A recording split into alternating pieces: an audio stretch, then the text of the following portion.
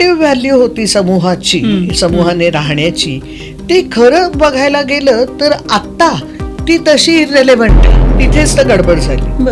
असं का म्हणजे आता आपण सेल्फ प्रोटेक्शनसाठी आपण किती इक्विप्ड आहोत. नीड टू बिलॉंग आणि need to be significant in the community to which I belong. त्यामुळे कल्चर त्या अर्थाने बाय डिरेक्शनल. पण मेंदू ही अशी गोष्ट आहे की बाहेरचं जग त्याच्यामध्ये परिणाम, काही इम्पॅक्ट घडवतं. ते इम्पॅक्ट घडल्यामुळे माणूस जे काही वागतो त्यामुळे तो वातावरणावरती आणि सराउंडिंग वरती पण काहीतरी तो बदल घडवतो. समाज ही प्रायमरी रियालिटी आहे. हा समाज ठरवतो की काय योग्य काय अयोग्य. हक्क आणि स्वातंत्र्य संकल्पनांना कलेक्टिव्हिस्ट सोसायटीमध्ये काही स्थानच नव्हतं. समाज नावाचा एक सगळा रथ चालत असतो, त्यामुळे त्याने त्याच्यानुसार चाललं तर सगळ्यांचंच बरं चालतं. कल्चरच्या नावाखाली जे शोकेस केलं जातं ना, ते अतिशय सुपरफिशियल कल्चर आहे. मी कशी आहे, मी काय करते, भारतीय वंशाची आहे,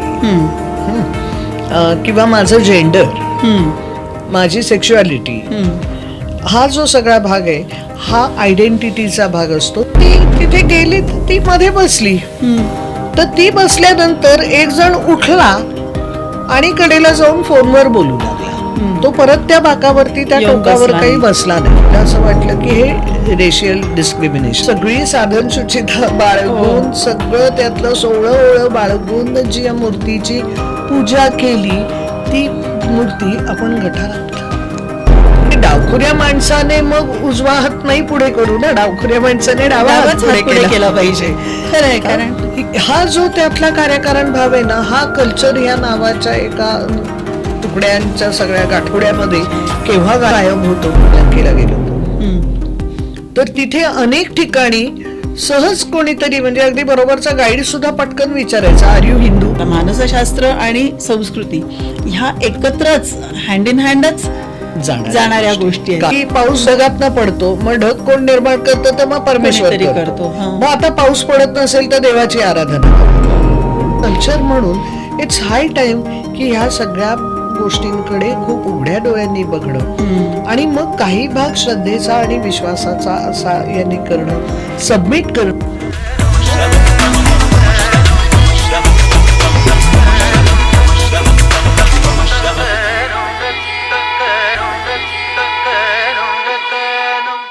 नमस्कार.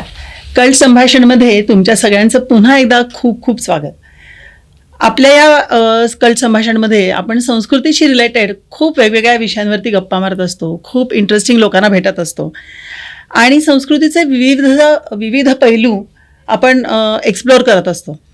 तर आज आम्हाला असं वाटलं की ह्या सगळ्याबरोबर, म्हणजे संस्कृतीबद्दल बोलत असताना आपल्या मनाचा, मेंदूचा, बुद्धीचा किंवा मानसशास्त्राचा संस्कृतीशी काही संबंध आहे का, असा विचार मनात आला. तेव्हा असं वाटलं की कोणाशी बोलावं हा विषय. आणि मग अर्थातच डोळ्यासमोर एकच नाव आलं, तुमच्या आमच्या सगळ्यांच्या आवडत्या डॉक्टर शिरीषा साठे. मी ओळख करून देण्यासाठी जरी त्यांना डॉक्टर शिरीषा साठे असं म्हटलं असलं तरी शिरीषा ही मैत्रीण आहे, आणि त्यामुळे शिरीषा तुझं खूप खूप स्वागत. आणि आम्हाला इतकं छान वाटतंय की आज तू आमच्या बरोबर गप्पा मारायला आलीस. Thank you so much. मला पण खूप छान वाटतंय चेतना तुझ्या बरोबर गप्पा मारायला. आणि ह्या अशा गप्पांच्याच माध्यमातून आपल्याला हे समजून घ्यायचं आहे. तर पहिलाच एक माझ्या ह्याच्यात प्रश्न असा आहे की संस्कृती म्हणजे सगळ्या ज्या गोष्टी आपण आपल्या अवतीभोवती घडणाऱ्या गोष्टी किंवा माणसांनी आपल्या भोवतालाशी जुळवून घेण्यासाठी जे जे केलं त्या सगळ्याला आपण संस्कृती म्हणतो.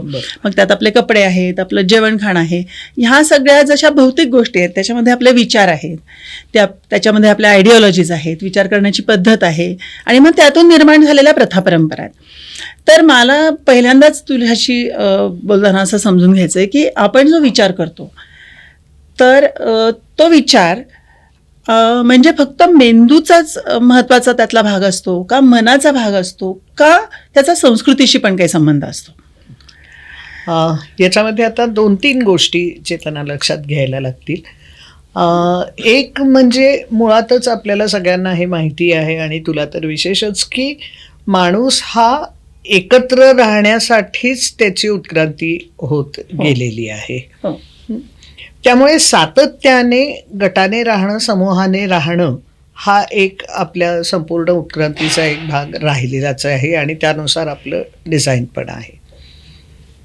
त्याचं कारण जरी वेगळं असतं, म्हणजे एकत्र राहण्याचे जे ॲडॅप्टिव्ह जे काही प्रॉपर्टीज आहेत त्यातली एक प्रॉपर्टी अर्थातच पहिले प्राईम मोस्ट इज सेफ्टी आणि सिक्युरिटी. कारण आपल्याकडे सेल्फ प्रोटेक्शनसाठी माणसाकडे काहीच नाही. म्हणजे सगळ्यात इल इक्विप्ड स्पीशीज कुठली असेल तर ती माणूस आहे सेल्फ प्रोटेक्शनसाठी. सो ते पहिलं कारण आपण गटाने किंवा समूहाने राहायला लागलो. दुसरं कारण ऑफकोर्स रिप्रोडक्शन. गटाने आणि समूहाने राहिल्याशिवाय पुढची प्रजा जन्माला येणं हेही शक्य नव्हतं. आणि तिसरं आपली संसाधनं मर्यादित होती. त्यामुळे समूहाने किंवा गटाने राहिल्याशिवाय त्या मोजक्या संसाधनामध्ये आपण जिवंत राहणं हेही शक्य नव्हतं. त्यामुळे समूहाने राहण्याच्या ज्या ॲडॅप्टिव्ह प्रॉपर्टीज आहेत त्यातनं हे सगळं होत गेलं आणि तो मेंदू पण मग त्या तसाच घडत गेला. त्यामुळे नुसता मेंदू का नुसतं मन, तिथे मला एक पुढे जाण्यापूर्वी एक सांगायचं आहे की मन आपण ज्याला म्हणतो तो काही असा मेंदूपेक्षा वेगळा अवयव नाहीये. तर मेंदूमधलेच काही भाग आहेत ज्याची कार्य ही आपण मनाची कार्य म्हणून ओळखतो. म्हणजे उदाहरणार्थ भावना अनुभवणं. आता हा भाग मेंदूमध्येच काही ठिकाणी चालतो. त्यामुळे भावनांचा अनुभव हे जरी आपण मनाशी जोडत असलं तरी एक ऑर्गन म्हणून तो मेंदूचं कार्य आहे. मानसशास्त्रज्ञ म्हणून तुम्ही मेंदूचा अभ्यास करता आणि मग त्या अनुषंगाने मनाचा. मानसशास्त्रज्ञ हे प्रामुख्याने वर्तनाचा अभ्यास करतात. मग त्या वर्तनाच्या मागे विचार आहेत का, भावना आहेत का, ह्या सगळ्याचा अभ्यास करतात. त्यामुळे वर्तन, कारण ते दिसतं.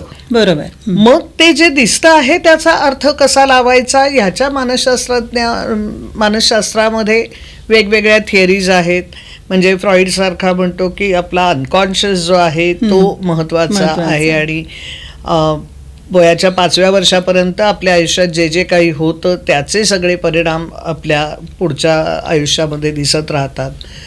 तर बिहेवियरिस्ट अप्रोच आहे, ते म्हणतात की तुमचं वर्तन हे काही तुम्हाला वाढवताना जे काही घडलं आहे, तुम्हाला कुठल्या गोष्टींसाठी बक्षीस दिलं गेलं आहे आणि कुठल्या गोष्टींसाठी शिक्षा केली गेली आहे, त्यानुसार ते बदलत गेलं आणि त्यानुसार तुम्ही घडत गेलात.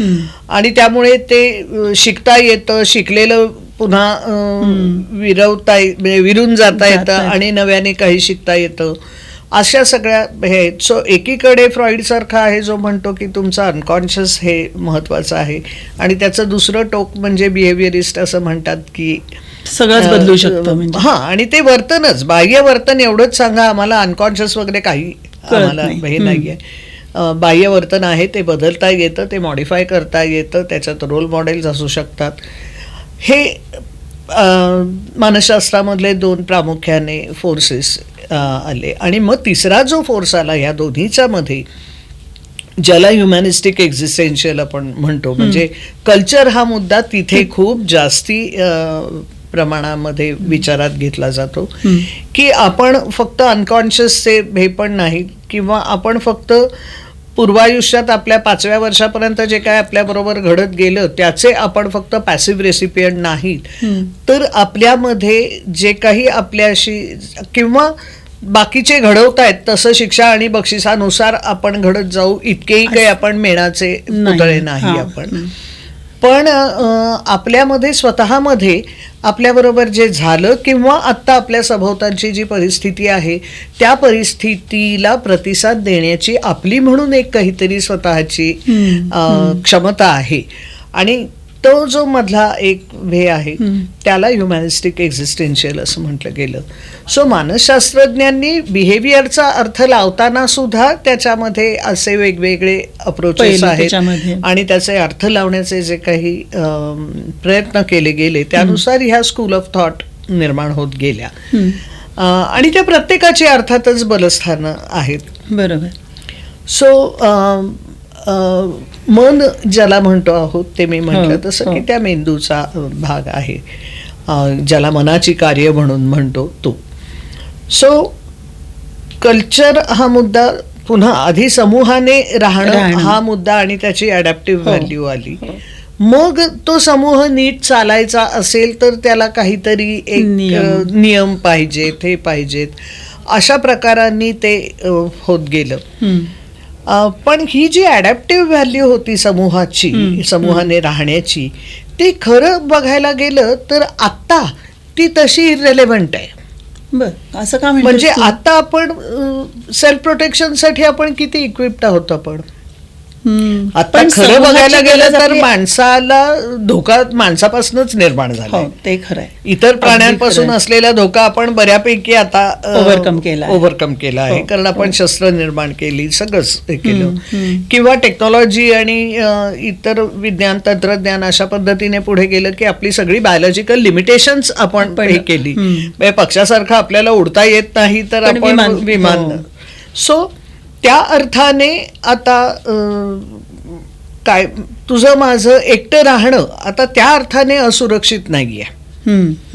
पण राहायला जे लागतं ते इतरांवरती अवलंबून आहे, पण त्याच्यासाठी आता अगदी त्या समूहाने आणि गटाने आणि सतत एकत्र राहिलंच पाहिजे असं गरज नाहीये. पण तरी सुद्धा मेंदू जो आहे तो त्या काळात तयार झालेला आहे. म्हणजे नंतर मेंदूची जी काही वाढ होत गेली ती, म्हणजे असं म्हणतात की आत्ताचा आपला मेंदू हा आदिमानवाच्या मेंदूपेक्षा आकाराने आणि वजनाने तिप्पट आहे.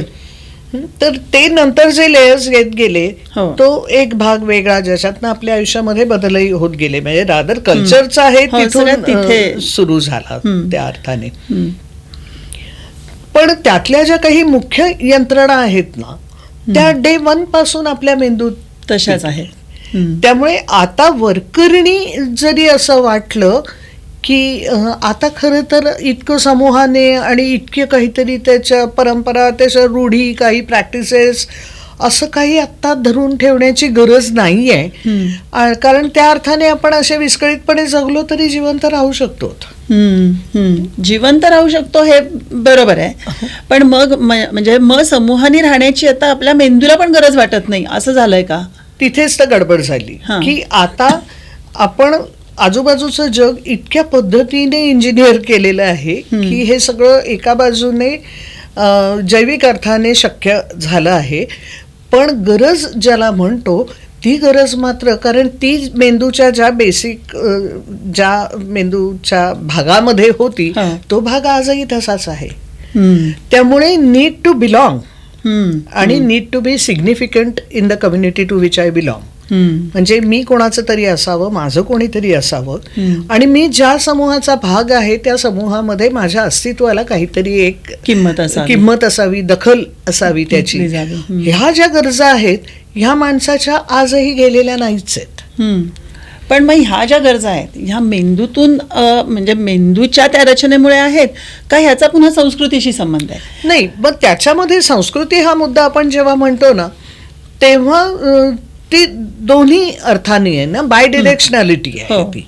सी, आपल्या शरीरातला मेंदू हा एकच अवयव असा आहे जो सोशली रिस्पॉन्सिव्ह आहे, जो बाहेरच्या जगाच्या देवाणघेवाणीतनं घडत आणि बदलत जातो. बाकीचे जे अवयव आहेत, उदाहरणार्थ फुफ्फुसांचा बाहेरच्या जगामध्ये पोल्युशन असेल तर फुफ्फुसांवर परिणाम होतो, पण त्या परिणामांमुळे फुफ्फुस काहीतरी बाहेरच्या जगात बदल निर्माण करतो असं होऊ शकत नाही. असं होऊ शकत नाही. दुष्परिणाम जे होतात ते सगळे फुफ्फुसावर होतात. पण मेंदू ही अशी गोष्ट आहे की बाहेरचं जग त्याच्यामध्ये परिणाम, काही इम्पॅक्ट घडवतं. ते इम्पॅक्ट घडल्यामुळे माणूस जे काही वागतो त्यामुळे तो वातावरणावरती आणि सराउंडिंग वरती पण काहीतरी तो बदल घडवतो ना. म्हणजे जे मी म्हटलं की आपलं आत्ताचं जग हे ज्या पद्धतीने इंजिनिअरिंग केलेलं आहे त्याचं हे आपण घडवलेला बदल आहे. त्यामुळे मेंदू हा माणसाच्या शरीरातला एकच अवयव जो सोशली रिस्पॉन्सिव्ह आहे. तो बाहेरच्या जगाच्या देवाणघेवाणीतनं मेंदू, त्यामुळे कल्चर त्या अर्थाने बाय डिरेक्शनल आहे. म्हणजे कल्चर माणसाला घडवतं आणि माणूसही Culture कल्चर घडवतो. घडवतो, हा जो भाग आहे. आणि म्हणून ते सातत्याने बदलतं हो राहतं. बरोबर. कारण पण संस्कृती तरी सुद्धा त्यातल्या काही बेसिक गरजा ह्या तशाच राहतात, कारण मेंदू मधल्या काही बेसिक यंत्रणा आजही तिथे तशाच हार्डवायर्ड आहेत. मग ह्या गरजा कुठल्या कुठल्या म्हणता येतील आपल्याला की ज्या बदलतच नाही? मुख्य मी म्हटलं तसं की to belong and to be significant to be significant in the community to which I belong. आता ह्याच्यामध्ये हे तर आपल्याला माहिती आहे की जगामध्ये दोन प्रामुख्याने, एका कॉन्टिनमवरती दोन प्रामुख्याने ज्या समाज रचनांचा विचार केला जातो, त्याच्यातला एक जो आहे ज्याला कलेक्टिव्हिस्ट सोसायटी आपण म्हणतो, जी आपल्याकडे आहे किंवा एशियन कंट्रीजमध्ये आहे, ईस्ट एशियन कंट्रीजमध्ये आहे ती. आणि दुसरी जी आहे ती इंडिव्हिज्युअलिस्टिक म्हणजे व्यक्तिकेंद्री समाज संस्था, जी पाश्चात्य देशांमध्ये प्रामुख्याने आहे. सो त्याच्यामध्ये जो फरक पडतो तो असा आहे की कलेक्टिव्हिस्ट सोसायटी म्हणजे आपली जी आहे, ज्याच्यामध्ये समाज ही प्रायमरी रियालिटी आहे. आता ही समाज नावाचा म्हणजे इमॅजिन करायचं झालं तर एक मोठा गोल आहे, एक सर्कल आहे, तो म्हणजे समाज. असं जर आपण म्हटलं तर हा समाज ठरवतो की काय योग्य काय अयोग्य, कशाला मूल्य म्हणायची, कुठली मूल्य ही पाळली गेली पाहिजे आहेत, हे जे सगळं नैतिक अनैतिक हे सगळं जे आहे ते समाज नावाचं एक मोठं circle which is a primary reality ते ठरवतं. आणि मग त्यातले छोटे छोटे आय म्हणजे इंडिव्हिज्युअल्स ही छोटी छोटी सर्कल्स असतात.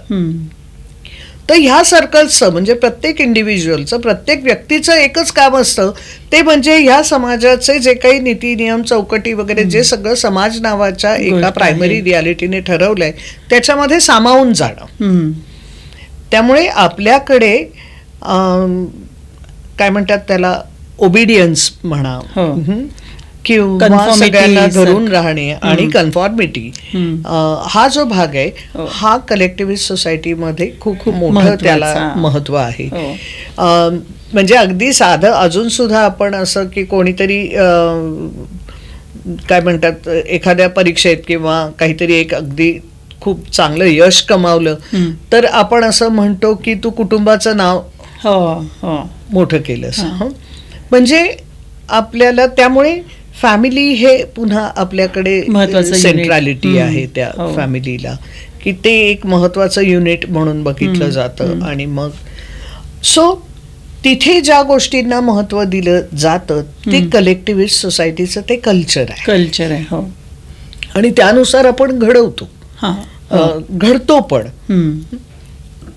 व्हेरज इंडिव्हिज्युअलिस्टिक सोसायटीमध्ये प्रत्येक इंडिव्हिज्युअल म्हणजे छोटी छोटी छोटी छोटी अशी सर्कल्स आपण इमॅजिन केली आणि ती सर्कल्स एकमेकांशी बांधलेली आणि त्याचा मिळून एक समाज तयार झालेला आहे. म्हणजे एक मण्यांची माळ ओवली तर ती माळ कशी आहे तसा तो त्या समाजाचा ढाचा आहे. आणि मग त्याच्यामध्ये त्या प्रत्येक इंडिव्हिज्युअलने ठरवायचं आहे की माझ्यासाठी चूक काय, माझ्यासाठी बरोबर काय, नैतिक काय, अनैतिक काय, आणि त्याच्याविषयी दुसऱ्या इंडिव्हिज्युअलचं काहीही म्हणणं नसतं. मग तिथेही समाज म्हणून आहे का, कुटुंब म्हणून आहे का, पण आपल्याकडे जो तो त्यातला एकसंधपणा किंवा गटाच्या प्रगतीला जास्ती महत्व, इंडिव्हिज्युअलला नाही, असा जो त्यातला भाग आहे तो फरक आहे.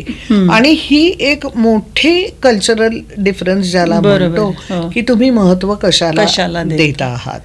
त्यामुळे इंडिव्हिज्युअलिस्टिक सोसायटीमध्ये त्या स्वची कल्पनाच मुळी अशी असते की तो स्व वेल बाउंड आहे, त्याच्या बाउंड्रीज अगदी वेल डिफाईन्ड आहे आणि त्या ऑटोनॉमस आहेत. तो स्वतःपुरते निर्णय घ्यायला सक्षम आहे, समर्थ आहे आणि त्याचा त्याला पुरेसा हक्क आहे.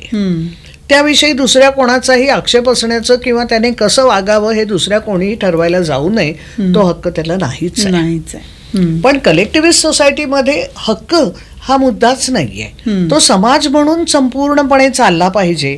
आणि मग त्यामुळे त्यातल्या प्रत्येक व्यक्तीने त्याच्यात सामावून जावं आणि ते नियम पाळावेत हे बरं. हा जो त्यातला भाग आहे, इथे आता मग त्या मेंदूचा भेग येतो की त्या मेंदूला काय इनपुट्स मिळत आहेत. म्हणजे त्याचं स्वतःचं जे काय आहे त्याच्या व्यतिरिक्त त्याला त्याच्या एक्सटर्नल एन्व्हायरमेंटमधनं करेक्ट. तर काय काय येतंय त्याप्रमाणे मग तो मेंदू वेगळा विचार करतो. त्याचं अर्थ लावायला लागतो ना हळूहळू. म्हणजे सुरुवातीला फक्त काही गोष्टी घडत असतात बरोबर. आणि मग त्यातनं काही संकल्पना म्हणून तयार होत व्हायला राहतात. लागतात. आणि मग अशा सुरुवात जी होते ती ह्या दोन प्रमुख फरकातनं होते. आणि अर्थात आपल्या प्रत्येकामध्ये यातलं थोडं ना थोडं तरी कॉम्बिनेशन असतंच. म्हणजे अगदी कलेक्टिव्हिस्ट सोसायटीमध्ये वाढणाऱ्या एकही व्यक्ती अगदी स्वतंत्र बाण्याचा आणि अतिशय इंडिव्हिज्युअलिस्टिक मानसिकतेचा असणार नाही का असं नाहीये. पण त्याचं प्रमाण तुलनेने कमी सर्वसाधारणपणे जी लोक हे करतात. त्यामुळे स्वातंत्र्य ही कल्पना किंवा हक्क आणि स्वातंत्र्य किंवा हल्ली परवा मंगलाताई गोडबोलेंनी त्यांच्या एका मुलाखतीमध्ये उल्लेख केला की स्पेस ही जी कल्पना आता इथे खूप बोलली जाती आहे, ह्या संकल्पनांना कलेक्टिव्हिस्ट सोसायटीमध्ये काही स्थानच नव्हतं. म्हणजे त्याला काही स्पेसच नाहीये या सोसायटीमध्ये खरं तर. कारण अपेक्षितच नव्हतं. कारण तो इंडिव्हिज्युअल हा त्या सोसायटी नावाच्या एका मोठ्या प्रायमरी रियालिटीचा एक भाग आहे आणि त्याने सामावून जावं बस. वेगळं काही विचार करू नये. आणि समाज नावाचा एक सगळा रथ चालत असतो. त्यामुळे त्याने त्याच्यानुसार चाललं तर सगळ्यांचंच बरं चालतं. आणि तो तसा वागला तर त्याला सुसंस्कृत म्हणलं जातं. करेक्ट. आणि तसा नाही वागला तर तो म्हणजे फॉर अ लॉंगेस्ट पिरियड आपल्याकडे असं सामावून जाणं किंवा आज्ञाधारक असणं हे आपल्याकडे केवढा मोठा गुण समजला जात होता. रादर प्रश्न विचारणं हे अनादर करणं आहे असं मानलं जात होतं. बरोबर. त्यामुळे हे जेव्हा आपण म्हणतो ना तर आता अशा जेव्हा काही संकल्पना येत राहतात तेव्हा मेंदू त्याला रिस्पॉन्ड करत राहतो. कारण ह्या कल्पना माझ्या आतमध्ये पण मग काहीतरी घडत असतात. त्यामुळे तसं त्या कल्चरमध्ये सुद्धा दोन भाग आहेत. एक ज्याला आपण अगदी सुपरफिशियल म्हणतो, म्हणजे मग जे खऱ्या याने आता कल्चरच्या नावाखाली जे शोकेस केलं जातं ना ते अतिशय सुपरफिशियल कल्चर आहे. पण त्याचेही काही व्हिज्युअल्स आपण अगदी लहान म्हणजे अगदी प्री व्हर्बल याच्यामध्ये आपण असताना सुद्धा ते काही व्हिज्युअल्स असतात, ते काही आवाज असतात. शंखाचा आवाज असतो, त्या घरातल्या देव्हाऱ्यातल्या त्या घंटीचा आवाज असतो. सो असे काही प्री व्हर्बल ह्याच्यातले हे सुपरफिशियली दिसणारे काही कल्चरचे भाग आहेत जे शोकेस होतात, जे दिसतात, ऐकू येतात. आणि त्याच्यापेक्षा जो डीप कल्चर असतो ते मी आता म्हटलं तसं की काही व्हॅल्यूज आहेत, काही ॲटिट्यूड्स आहेत, हे सगळं त्या डीप कल्चरचा भाग असतं की जे मनामध्ये असतं. पण ह्या सगळ्याचे नुसते सेन्सरी इनपुट राहत नाहीत, त्याचे कॉन्सेप्ट तयार होतात आणि ते काम मेंदूमध्ये घडतं. म्हणजे एखादी गोष्ट मी डोळ्यांनी बघते, मग त्या बघितलेल्या ते फक्त सेन्सरी इनपुट राहत नाही तर मी त्याचा परिसर, लोक, माझे आतापर्यंतचे आलेले अनुभव ह्या सगळ्याशी मी एक काहीतरी सांगड घालते आणि त्यातनं माझ्या काही संकल्पना बदलत निर्माण होतात. पण म्हणजे ही बायोलॉजिकली फक्त घडणारी गोष्ट नाहीच आहे. त्यामुळे म्हणजे आता म्हणजे समजा एखादं मूल जे भारतीय वंशाचं, भारतीय आईबापांचं आहे, पण ते जन्मालाच मुळी समजा अमेरिकेत आलं तर केवळ तर मेंदू दोन्हीकडे सेमच आहे, परंतु त्या भोवतालच्या परिसरामुळे त्याच्यासाठीच्या विचार करण्याच्या प्रक्रिया ह्या वेगळ्या होणार आहेत असं म्हणायचं आहे ना आपल्याला. हो, फक्त त्याच्यातलं बायोलॉजिकल काय राहतं तर जेनेटिक जी ब्लूप्रिंट असते ना, म्हणजे ज्याच्यावरती आता एपिजेनेसिस वरती सुद्धा की जीन्सचं व्यक्त होणं किंवा व्यक्त होणं थांबवणं याच्यावरती पण आता खूप काम चालू आहे. पण ती ब्लूप्रिंट घेऊन जन्माला जे येणं आहे तिथे पुन्हा त्या वंशाचा आणि ह्याचा फरक येतोच. त्यामुळे ते तर जेनेटिक ब्लूप्रिंट आहेच आहे, पण त्याच्यावरती फक्त आपलं व्यक्तिमत्वाचं घडणं अवलंबून असतं. कारण जेनेटिक ब्लूप्रिंट ह्या काही बेसिक बायोलॉजिकल पॉसिबिलिटीज असतात. ते जीन मॅनिफेस्ट होणार का नाही होणार हे सभोवतालवर पण अवलंबून आहे. किंवा ते मूल आईच्या गर्भात असताना ते कसं वाढलं. होत राहील, म्हणजे त्याच्या मेंदूची डेव्हलपमेंट होत असताना जर आई ताणाखाली असेल, मग ती भारतीय वंशाची असली किंवा- आणि ती इकडे असली काय आणि तिकडे असली काय, हो. किंवा इतर कुठल्याही वंशाची असली आणि तरी सुद्धा आई जर ताणात असेल तर त्याच्या मेंदूचं सगळे ज्या वेळेला जडणघडण गर्भावस्थेमध्ये होत असते त्यावेळेला त्या ताणाचा परिणाम त्याच्या मेंदूच्या जडणघडणीवरती होतच होणारच असतो. आहे. त्यामुळे ते मूल कदाचित त्याची जडणघडण होताना जर त्या मेंदूची रचना तयार होताना अशी झाली तर ते मूल कदाचित हायपर व्हिजिलंट, म्हणजे सतत सतर्क असलेलं असं असू शकेल. त्याच्या पुढची जी हे असते की त्याच्यामध्ये आजूबाजूच्या जे वातावरण आहे तिथे मग हा कल्चर आणि त्या मुलाच्या आयुष्यातले महत्वाची लोक, ज्याला सिग्निफिकंट अदर्स म्हणतो, बरोबर. आणि आजूबाजूचं वातावरण कसं आहे ह्याचा एक परिणाम त्या मुलाच्या जडणघडणीवर वाढण्यावरती होतो. होत असतो. तिथे मग ते कल्चर सुद्धा. पण अगदी ज्याला मी गर्भावस्थेत म्हटलं तिथे सुद्धा कल्चरनुसार आई काहीतरी वेगळं वागत असते ना. कुठल्या गोष्टीचा तिला ताण येतो, कुठल्या गोष्टी तिला सहज वाटतात. म्हणजे आदिवासी पाड्यावरती राहणारी, तिथे त्यांचं पण एक कल्चर आहे. तर तिथे असणारी गर्भावस्थेत म्हणजे प्रेग्नंट असणारी जी स्त्री आहे तिला कशाचे ताण असतील आणि कशाचे नाही, तिथल्या समाजामध्ये काय हे आहे, तिथलं खाणं असेल, तिथल्या चालीरीती असतील, तर त्याचं कसं म्हणजे काही आदिवासी समाजामध्ये जन्माला ते तान्हबा जन्माला आल्या आल्या जे आईचं दूध असतं ते देत नाहीत प्यायला, देत नव्हते. म्हणजे आता तिथे अवेअरनेस निर्माण झाला आहे. पण जिथे अवेअरनेस नाही तिथे काही आदिवासींमध्ये अशी प्रथा होती. आता ह्याचा परिणाम त्या मुलाच्या ह्याच्यावरती होणार का? तर होणार. कारण आपल्याला आता एव्हाना सगळ्यांना माहितीये की त्याच्यामध्ये आपल्या प्रतिकार शक्तीची सगळ्या इसेन्स त्या पहिल्या ह्याच्यातल्या दुधामध्ये तो असतो. आता तसं ते मूल जर ह्या प्रथेमुळे त्या मुलाला ते मिळालं नाही, पुन्हा कुपोषण आहे, दारिद्र्य आहे, ह्या सगळ्यामुळे मग त्या मुलाची तब्येत आणि एकूणच त्याचं शरीरयष्टी तयार होताना ते अशा पद्धतीने तयार झालं. सतत आजारी पडणारं मूल, मग ते किरकिर करणार. बरोबर. मग त्याला सुद्धा कशा पद्धतीने गप्प केलं जात आहे, पुन्हा कल्चरलीच महत्वाचा भाग आहे. पुन्हा असा सगळा प्रत्येक टप्प्यावरती तो होत असतो एकमेकांशी. त्यामुळे केवळ भारतीय वंशाचं किंवा इतर कुठल्या वंशाचं असं नाही, त्याचा फरक मी म्हटलं तसं. आणि मग त्या सामाजिक त्या सगळ्या वातावरणाच्या पलीकडचा जो एक असतो तो बायोस्फिअर, म्हणजे जसं शेर्पा मंडळी असतात ती ज्या वेळेला गिर्यारोहकांना मदतनीस म्हणून जातात तेव्हा ते कितीच्या ते अंतर सहजी ते बिना ऑक्सिजनचं सिलेंडर हे करताना ते जाऊ शकतात. त्यांची ओझी घेऊन सुद्धा ते चालू शकतात, ते चपला घालून जातात. म्हणजे पण ते आपल्याकडचं कुठलाही गिर्यारोहक करायला गेला तर त्याच्या जीवावरच बेतेल. बरोबर. सो हा जो सगळा भाग आहे ना, तर मग त्याला तिथलं खाणं आहे जबाबदार. आता हा खाणं हा सुद्धा त्या कल्चरल महत्वाचाच भाग आहे तो. म्हणजे आपण जर लेह किंवा या सगळ्या भागात गेलो तर त्या बुद्धिस्ट याच्यामध्ये गेल्यावर सुद्धा तिथे जर आपण त्या उदबत्त्या वगैरे लावलेल्या असतात, पण त्याच्या भोवती लोकांनी जे काय प्रसाद म्हणून किंवा असं ठेवलंय तर त्याच्यात आपल्याला बिस्किटाचे पुढे बिडे पण दिसतात.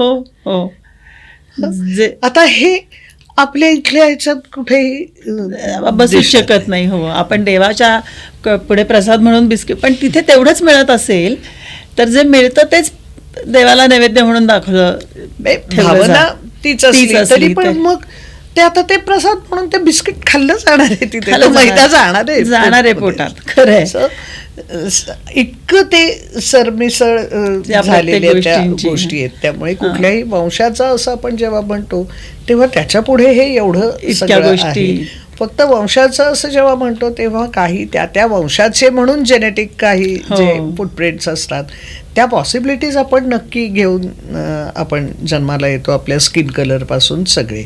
पण मग तिथेही पुन्हा कल्चरचा कसा हे येतो बघणार की उदाहरणार्थ आपल्याकडे गोऱ्या रंगाचा जो हे आहे आता तो वर्ण हा खरं तर आपल्या जेनेटिक याच्यावरतीच तो आहे. पण कुठेतरी गोऱ्या वर्णाला एक सुपिरियर हे ठरवलं गेल्यामुळे आणि तो भाग कल्चरचा खूप मोठा महत्वाचा झाला आहे. हो, म्हणजे एक वर्णानं गोरी आणि 1000 गुण चोरी अशी एक म्हण माझी आजी लहानपणी म्हणत होती, मला आठवतंय. अगदी म्हणजे की तिला ते गुण चिटकवले जातात, त्याच्यात असं नसो पण ते गृहीतच धरलं जातं. आता हा भाग आहे हा कल्चरचा आहे. हो, ज्याचा प्रत्यक्ष त्या वर्णाशी आणि त्याच्या जेनेटिक आणि बायोलॉजिकल ह्याच्याशी काहीही संबंध नाही. पण आता ती अशी मुलगी जी जर सावळी असेल आणि तिला सावळ्या असण्यावरनं सातत्याने की ती कशी चांगली दिसत नाही असे जर तिला हे ऐकू येत असतील तर त्याचा तिच्या व्यक्तिमत्वावरती आता हे मेंदूला सतत मिळत जातात.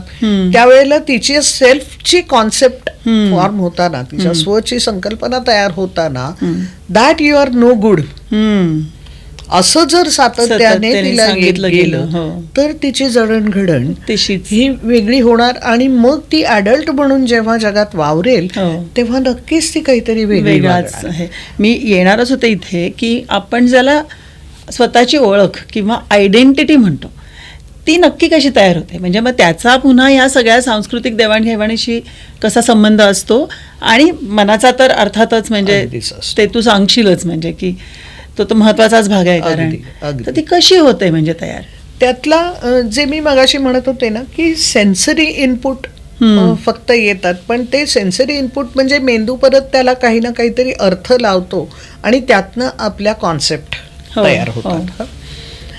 आता त्या कशा होतात कुठल्या कुठल्या पद्धतीच्या तर 4 प्रमुख कॉन्सेप्ट आपल्या सेन्सरी इनपुटशी आपण व्यक्ती आणि परिसर यांच्याशी सांगड आणि पूर्वानुभव यांच्याशी सांगड घालत एक कॉन्सेप्ट त्यातली असते ज्या आपल्या फिजिकल एंटिटीज असतात. म्हणजे उंची, लांबी किंवा रंग, डोळ्याचा रंग, तापमान हे सगळे जे अगदी वजन ह्या सगळ्या ज्या कल्पना आहेत.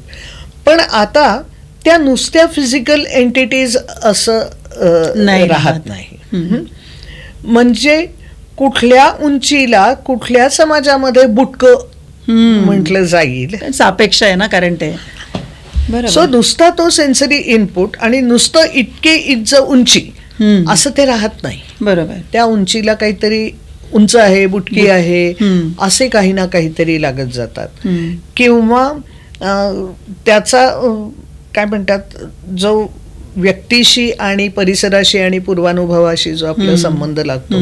म्हणजे उदाहरणार्थ मूल एखाद्या टेबलवर उभं असेल, अगदी लहान आहे तसं उभं राहायला लागलंय, चालायला लागलंय आणि त्याला आईने खूप अंतरावरनं ये म्हटलं आणि हात पुढे केले तर ते झेपावून देतं. हो, त्याला मधला अंदाज येत नाही. अंदाज तो जरी आलेला असला तरी त्या अंदाजाचा संबंध आईशी बरोबर असलेल्या त्याच्या विश्वासाच्या नात्याशी आहे. तेच त्याची ताई म्हणली समजा की ये त्या अंतरावरनं तर ते मूल झेपावत नाही. त्या ताईला थोडं पुढे जायला लागतं. माहितीतली व्यक्ती आहे पण फारसं काही रोजचं हे नाही तर ती व्यक्ती टेबलच्या जवळ आल्याशिवाय ते मूल जात नाही. लांबून त्या व्यक्तीने ये म्हणल्यानंतर ते झेपावणार नक्कीच नाही. आणि तशी अनोळखी असेल आणि ये मी उतरवते तुला खाली असं म्हटलं तर ते कदाचित मानमोल. आता इथे ते अंतर आणि सेफ्टी एवढा त्यातला कॉम्प्लेक्स हे मुद्दाच तो नसतो. इथे तो मुद्दा त्या नात्यातल्या विश्वासाचा असतो. सो कॉन्सेप्ट जे तयार होतात ते इथे नाही तर ते अंतर त्याच्या डोळ्याला जे दिसतंय ते प्रत्येक वेळेला तेवढंच दिसतंय पण त्याची कृती मात्र प्रत्येक वेळेला समोर व्यक्ती कोण आहे त्यानुसार बदलते. सो हा झाला फिजिकल एंटिटीज विषयीचा कॉन्सेप्ट. दुसरा जो त्यातला असतो तो म्हणजे वेगवेगळ्या व्हॅल्यूजचा कॉन्सेप्ट. मग त्याच्यामध्ये सुद्धा कुठल्या वागण्याला शाबासकी मिळते, हां. कुठल्या वागण्याला वा म्हटलं जातंय, असे जे छोटे छोटे भाग आहेत त्यातनं एक हे तयार बदलत, होतो की कसं काय म्हणतात, वागायचंय कसं वागायचंय आणि काही मूल्य, अर्थात ती मूल्य ह्या स्वरूपात त्यावेळेला नसतात. कळत नाहीत, परंतु हळूहळू तोच कन्सेप्ट जसजसा ऍबस्ट्रॅक्शन कडे जायला लागतो तसं तशी त्यातनं त्याची मूल्य मूल्य. तयार होतात. तिसरा जो कन्सेप्ट तयार होतो तो म्हणजे ॲटिट्यूड्सचा.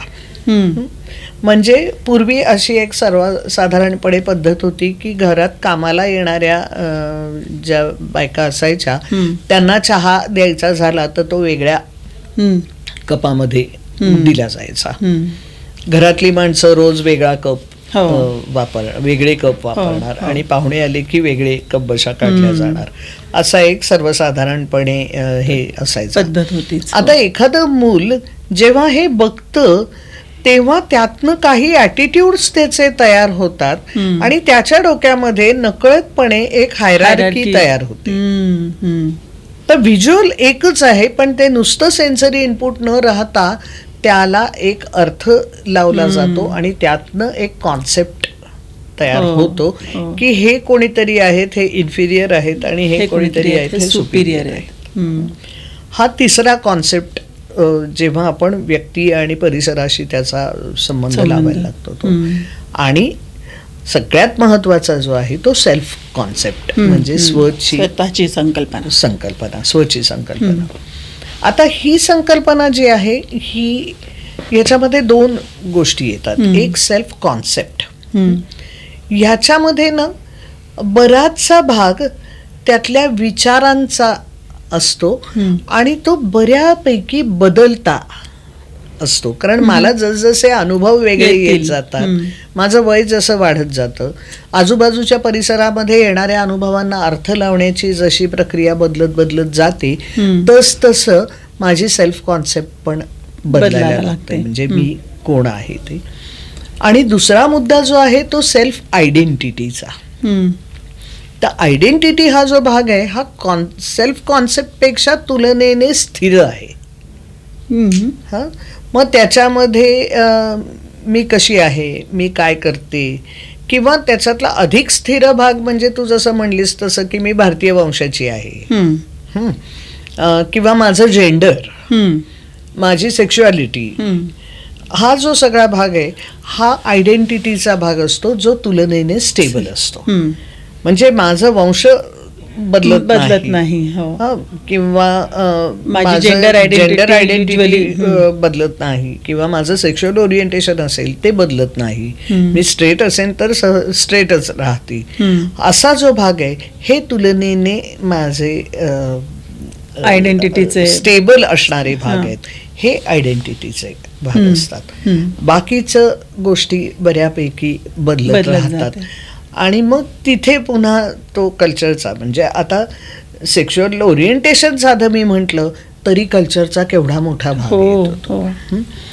आता पुन्हा तिथे कलेक्टिव्हिस्ट सोसायटीमधलं कन्फॉर्मिटीची गरज आणि इंडिव्हिज्युअलिस्टिक सोसायटीमध्ये तुमचं सेक्शुअल ओरिएंटेशन वेगळं असणं, ह्याच्यामध्ये त्या व्यक्तीच्या व्यक्तिमत्व घडण्यामध्ये खूपच फरक पडतो. हो, म्हणजे कलेक्टिव्हिस्ट सोसायटीमध्ये कदाचित ह्या गोष्टींबद्दल बोललं जाणं सुद्धा शक्य नाही.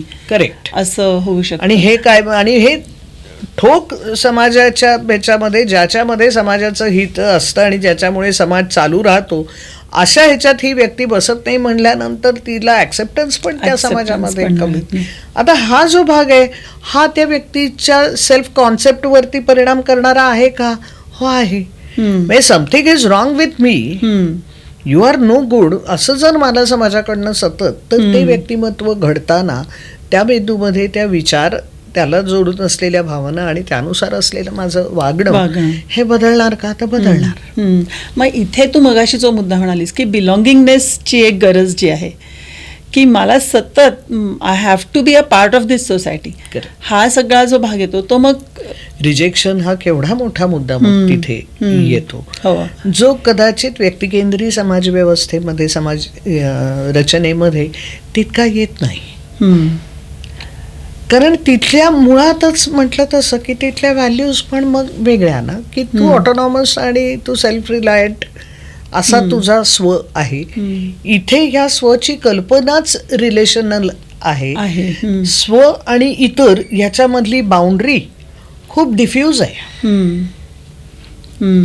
म्हणजे हा पुन्हा त्या कल्चरचा मुद्दा कसा हे होतो, स्पेसचा मुद्दा जो आपण म्हटलं तो कसा हे होतो की आपण प्रवासाला समजा एक पब्लिक ट्रान्सपोर्टमधनं निघालो आणि एखाद्या बसने आपण चाललो आहोत, तर आपण किती सहज समोर शेजारच्या व्यक्तीशी एक थोड्या वेळाने म्हणजे एक दोन वाक्यांची देवाणघेवाण झाली आपली साधारणपणे, की आपल्याला कळतं की हा ह्या समोरच्या व्यक्तीला चालणार आहे बोललं तर चालणार की नाही. आणि मग आपण तो 4 तासाचा प्रवास समजा असेल तर त्या प्रवासाच्या शेवटपर्यंत साधारण त्या व्यक्तीच्या घरी कोण असतं, काय असतं, कसे कुठे चालली आहे, कशासाठी चालली आहे, ह्याचं पुढे आपल्याला काहीही म्हणजे पुढे ते लक्षातही नाही राहत, त्याचा काही फार आपल्याला गप्पा होतात, म्हणजे तेवढी चर्चा. पण त्या गप्पा मारणं आपल्याकडे आपण सहज करू शकतो.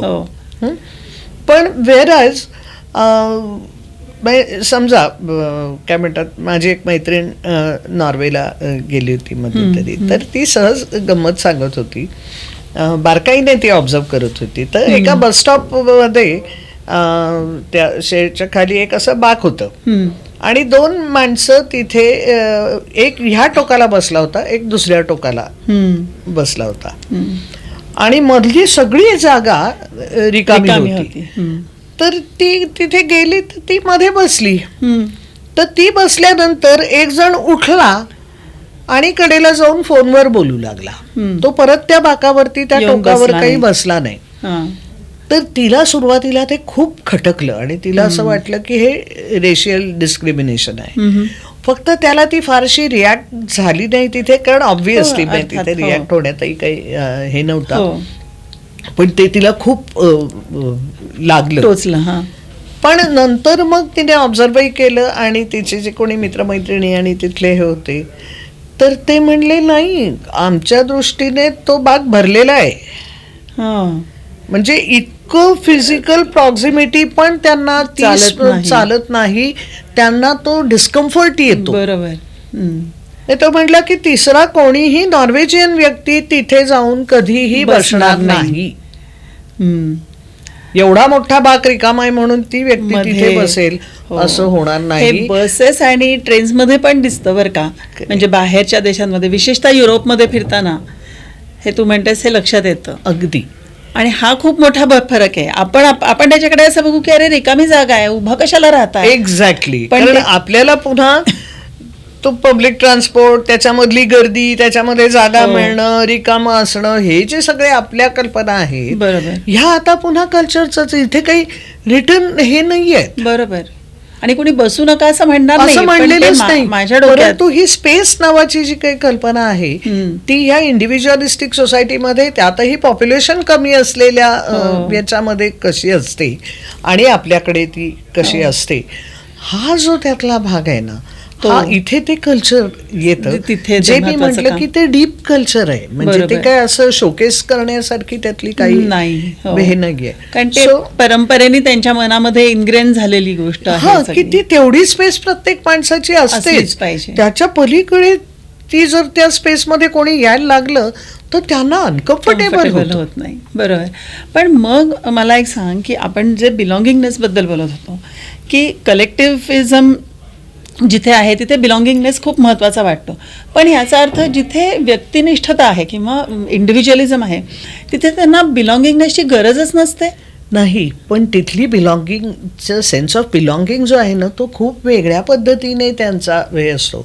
म्हणजे तिथलं फॅमिलीचं सुद्धा जे एकमेकांची काळजी घेणं असतं ते आपल्याकडे डिफॉल्ट मेकॅनिझम असतं. म्हणजे काय, घेतलीच पाहिजे. तिथे तो बाय चॉईस आहे आणि तो चॉईस म्हणून लोक घेतात because they want to belong. So to belong, कारण तसं जर ते नसतं ना तर लॉकडाऊनच्या काळात पाश्चिमात्य ह्याच्यामध्ये डिप्रेशन आलं नसतं. बरोबर. ते आलं कारण तो जो बिलॉंगिंग मुळे का होईना जो काही मर्यादित कनेक्ट आहे तो पण तो जो चॉईस होता, तो जो फ्रीडम होता, तो जे काही फिजिकल प्रॉक्झिमिटीच्या मर्यादित का होईना पण त्या ज्या शक्यता होत्या त्या सगळ्या स्वातंत्र्यावरती गदा आली होती. तर मग ह्या सगळ्यामध्ये म्हणजे हा जे काय बिलॉंगिंगनेस किंवा आत्ता आपण जे बोललो किंवा अशा पद्धतीचं डिप्रेशन किंवा स्पेस ह्या सगळ्या गोष्टींमुळे एकमेकांवर जो त्या सगळ्यामध्ये मग मगाशी तू जे सेल्फच्या कन्सेप्टबद्दल बोलत होतीस तर ती कुठे मग काय म्हणजे त्याचा ह्याच्याशी कसा संबंध असतो? तेच तर सगळं महत्वाचं म्हणजे त्या अर्थाने आपल्या प्रत्येकाची गरज वेगळी असते ना. म्हणजे मी जेव्हा माझा सेन्स ऑफ बिलॉंगिंग किंवा दॅट आय एम सिग्निफिकंट हे मला केव्हा वाटतं, कसं वाटतं, कुठल्या सिच्युएशन मध्ये वाटतं, इथे तो जो सेल्फचा कॉन्सेप्ट असतो आणि जिथे आपण प्रत्येक जण वेगवेगळे असतो. तर याच्यामध्ये दोन गोष्टी आपल्याला लक्षात घ्यायच्या आहेत. एक म्हणजे कल्चर ही जशी एक संध अशी कल्पना आपल्या मेंदूमध्ये त्याचं रिप्रेझेंटेशन नाही. मेंदूला दोन गोष्टी कायम लागतात. एक म्हणजे पॅटर्न्स लागतात आणि दुसरं प्रेडिक्शन्स लागतात. ओके, म्हणजे एक सर्टन्टी लागते की आपण ह्या ठिकाणी गेलो आहोत म्हणल्यानंतर काय काय तिथे अपेक्षित आहे. तसंच त्या सेल्फचे पण असा एक संध काहीतरी हे नसतो, त्याच्यामध्येही आपले पॅटर्न्स असतात आणि त्याच्यामध्येही ती प्रेडिक्टॅबिलिटी लागते. म्हणजे मला उद्या चहा लागणार आहे कारण मला रोज चहा प्यायची सवय आहे, तर मी रात्री झोपण्यापूर्वी दूध आहे का नाही घरामध्ये हे मी बघणार. आता ही मला चहा हवा असतो, मी रोज तो पिते, मला तो प्यायचा असतो म्हणल्यानंतर पुढे घडणाऱ्या ह्या सगळ्या घटना आहेत. आता हे जर तुला रोज चहा पिण्याची सकाळची सवय नसेल तर तू दूध आहे का नाही घरात रात्री झोपण्यापूर्वी बघायला जाणारच नाही. बरोबर. इतका तो जो की प्रेडिक्टॅबिलिटीचा आणि पॅटर्नचा जो मुद्दा आहे ना तो त्या सेल्फलाही लागू पडतो. सो कल्चरच्या बाबतीत जसं असं अनेक परस्पर विरोधी पण तुकडे तुकडे तुकडे असतात आणि त्याच्यातनं अनेक प्रॅक्टिसेस जन्माला येत असतात, सगळं होत असतं. म्हणजे एक जो मला असा नेहमी विरोधाभास हल्ली वाटतो की पुण्यामध्ये आपल्याला माहिती आहे की अगदी लकडी पुलावरनं किंवा नदीच्या जवळच्या कुठल्याही ह्याच्यावरनं गेलं तर ह्या दिवसात तर विशेषच लिटरली गटाराचा वास येत असतो, गटारासारखा वास येत असतो. आता ह्याच्यामध्ये कसा विरोधाभास हे होतो बघा की गणपतीच्या दिवसामध्ये पुण्यामध्ये तर घरोघरी गणपती बसणं ही तर हे तर खूपच कॉमन आहे. काही ठिकाणी अगदी सोहळ्याने ते बसवणं, त्याची आरास करणं, त्याचा स्वयंपाक, नैवेद्य या सगळ्यामध्ये खूप अगदी त्याचं पाळलं जातं. सोहळं असेल किंवा तो नैवेद्य करतानाची काळजी असेल, अमुक असेल, स्वच्छता असेल, ह्या सगळ्याची काळजी घेतली जाते. आणि हाच गणपती आता ते कलश ठेवतात किंवा त्या हौदामध्ये विसर्जन करतात, पण त्या हौदामध्ये विसर्जन करण्याच्या मागचं कारण ते पोल्युशन होऊ नये नदीचं हे म्हणून. बरोबर. पण हे जोपर्यंत ही कल्पना लोक अजून फारशी आत्मसात करत नव्हती तोपर्यंत मला असं हे नेहमी आश्चर्य वाटायचं की ज्याला गटाराचा वास येतो आहे, प्रॅक्टिकली तो गटाराचा वास येतोय म्हणजे काय, त्या नदीचं आता गटारच झालेलं आहे, तिथे मैला पाणी जात आहे, तिथे इतर केमिकल जात आहेत आणि मग त्याच्यात 5 दिवस आपण इतकं सगळी साधन शुचिता बाळगून सगळं त्यातलं सोहळं बाळगून जी या मूर्तीची पूजा केली, ती मूर्ती आपण गटारात टाकतोय की काय, टाकतोय का, हा जो विरोधाभास आहे ना हा सुद्धा आपण एक कल्चर म्हणजे विसर्जन करणे, गणपती घरी बसवणे, पूजा प्रसाद नैवेद्य आरत्या आणि त्याचं विसर्जन, हे सगळं हे करताना 5 दिवस आपण घरी काय करतो आणि विसर्जन करताना आपण काय करतो याच्यामध्ये केवढा विरोधाभास आहे. पण हा आपण असे अनेक तुकडे आपण सहज पद्धतीने घेत असतो कल्चर म्हणून म्हणून. ते की हे आमचं कल्चर आहे, गणपतीची स्थापना केली जाते आणि त्याचं विसर्जन केलं जातं. हे कल्चर ह्या आणि मग नावाखाली त्या जातं. विसर्जनाच्या मिरवणुकीमध्ये जे काही घडत असे ते तर अजूनच तिसराच भाग आहे. पण म्हणजे तोही कुठेतरी कल्चरचाच भाग होत चाललाय ना आपल्या. करेक्ट. म्हणजे कुठल्याही सणा समारंभाला अशा पद्धतीने मोठ्या मोठ्या आवाजामध्ये गाणी लावणे आणि त्याच्यासमोर वेडवाकडं नाचणे हा आज कल्चरचाच भाग करेक्ट होत चाललेला आहे. हे शोकेस केलं जाणारं जे कल्चर आहे त्याचाच. त्याचे जसे असे तुकडे तुकडे तुकडे हो, असतात. हो. बर त्याला एक ट्रूथ व्हॅल्यू लावलेली असते की ज्याच्यामध्ये विषयी काही प्रश्नही विचारले जात त्याला नाहीत. कोणी चॅलेंज म्हणजे प्रसाद कोणी द्यायचा म्हटल्यानंतर आपण सहजच उजवा हात पुढे करतो. एखाद्या लहान मुलाने डावा हात पुढे केला तर त्याला लगेच कोणीतरी सांगतं की डावा नाही उजवा हात पुढे कर. आता हा उजवा हात का ह्याला जी काही आपण एक ट्रूथ व्हॅल्यू, अर्थात त्याला दुसरंही कारण आहे उजव्या हाताचं महत्व आपल्याकडे, परंतु ह्या ज्या काही प्रॅक्टिसेस आहेत मग त्याचा संबंध ह्या सगळ्याशी लावला गेला आहे. मग डावखुऱ्या माणसाने पण उजवाच हात, म्हणजे ज्या कारणासाठी आपण उजवा हात जेवायला आणि याला वापरतो याचं कारण डाव्या हाताने आपण दुसरं काम करतो, बरोबर, म्हणून ती जी पद्धत पडली. पण त्याला एकदा त्या धार्मिकतेशी आणि याच्याशी जोडलं की डावखुऱ्या माणसाने मग उजवा हात नाही पुढे करू ना, डावखुऱ्या माणसाने डावा हात पुढे केला पाहिजे. खरंय. कारण हा जो त्यातला कार्यकारण भाव आहे ना, हा कल्चर ह्या नावाच्या एका तुकड्यांच्या सगळ्या गाठोड्यामध्ये केव्हा गायब होतो हे आपल्याला लक्षात येत नाही. तसं सेल्फच्या बाबतीत सुद्धा असे अनेक तुकडे असतात, फक्त त्याचा आपण एक संध असा अर्थ लावण्याचा प्रयत्न करत असतो. त्यामुळे ब्रेनला सुद्धा त्यातले काही पॅटर्न्स लागतात. म्हणजे म्हणून मग सहसा, म्हणजे आता विशेषतः परदेशी गेलेल्या व्यक्तींना तो एक हे लागतो की शेअरिंग करायचं असेल, हे करायचं असेल तर मी काय म्हणती आहे हे समजणारी व्यक्ती समोरची पाहिजे. म्हणजे उदाहरणार्थ परदेशातली काही कपल्स जेव्हा ऑनलाईन काउन्सिलिंग त्यांच्याबरोबर चालतं तेव्हा ते म्हणतात की इथल्या काउन्सिलरकडे आम्ही जात नाही, कारण त्यांना ह्या अडचणी समजूच शकत नाहीत की ह्या क्रिएटच कशा होतात. म्हणजे त्यातली एखादी बायको म्हणते की एवढे मैल दूर असलेली सासू, तिच्याशी माझा नवरा रोज बोलतो आणि ती तिथे बसून आमचं घर कसं चालवते आणि मला सूचना कशा देते हे इथल्या थेरपिस्टला कळतच नाही. बरोबर, की हाऊ कॅन इट हॅपन.